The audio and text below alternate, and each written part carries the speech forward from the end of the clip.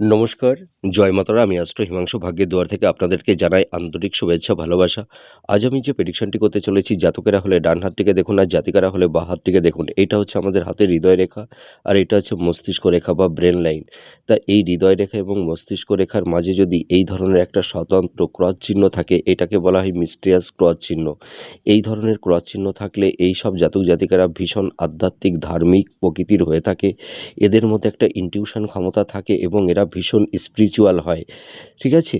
তাছাড়া দেখা যায় এই সব জাতক জাতিকারা মানে যদি কোনো কঠিন পরিবেশ পরিস্থিতির মধ্যে পড়েও যায়, তাহলে দেখা যায় হয়তো কোনো অদৃশ্য একটা শক্তি এদেরকে সেই সমস্যা থেকে বের করে আনতে পারে। এর পাশাপাশি এই হাতের এই বৃহস্পতির ক্ষেত্রে এই ধরনের চতুর্ভুজ চিহ্ন বা এই বৃহস্পতি আর এই শনি, এই দুটি ক্ষেত্রের মাঝে যদি এই ধরনের ফিস সাইন থাকে, তাহলে দেখা যায় এই সব জাতক জাতিকারা জীবনে প্রচুর অর্থ, ধন, সম্পদ, প্রপার্টির মালিক হতে পারে। কিন্তু এরা সৎকর্ম, সৎ উপায়ের মাধ্যমে, পরিশ্রমের মাধ্যমে এরা জীবনে সাকসেস, সফলতা পেয়ে থাকে এবং এরা ভীষণ সেবাপরায়ণ হয়, ন্যায়পরায়ণ হয়ে থাকে।